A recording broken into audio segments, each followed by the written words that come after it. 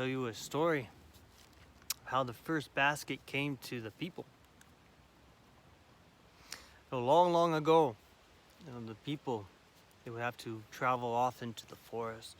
And they had to travel far from their village. They would have to harvest the roots and the plants. And it was hard work. And the women would then have to carry this all the way back to the lodge, and they would grow very tired. But one day, a woman, as she was coming back, she decided to take a nap, and she rested beneath, right at the base of a great cedar, and she fell asleep. And as she was sleeping, she began to dream, and cedar came into her dreaming. And she said, "Young woman, I want to give you a gift to help you and all the women of your village. Dig beneath the soil where my bark is, with my roots, and peel it off in such a way.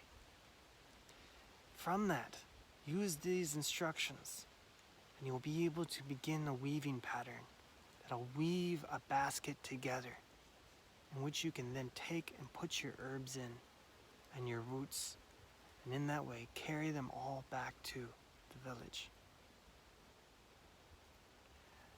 Now, a little bit later, the woman woke and she remembered the dream.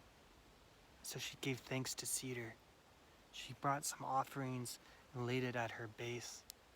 And then she took her knife and she dug into the soil, and she found the roots, and she was able to peel off the roots in such a way. And she practiced the weaving pattern that Cedar has shown her in her dream, and created a fine, fine basket. She then went back to where she was harvesting the roots and the other plants, and she put them in. And she began to carry them back to her village. But as she was doing so, the basket was very heavy. She's like, "Oh, I'm so tired, and this basket is so heavy."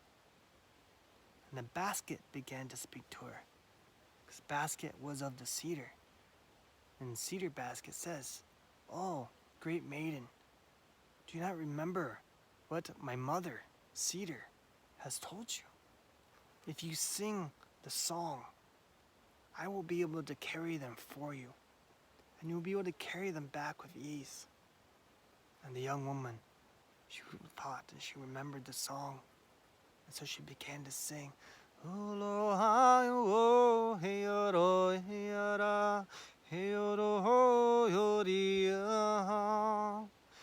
And as she did, the basket became light, and she was able to carry it on back to the village, and she went singing the whole way back.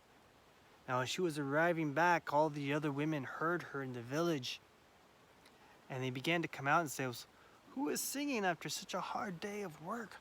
Who has such a lightness of spirit that they can do so?" And when they saw her, they saw this fine basket she had woven. And the woman told her story of how Cedar had told her how to make these baskets, and how if she sings on her way home, the basket becomes light. And all the other women said, "Well, please show me how to do that, so my work can also be easier, and I won't have to work so hard and be tired at the end of the day." So she showed them. And for a long period of time, the women would go out with their baskets, they would harvest, and they would come back with their songs.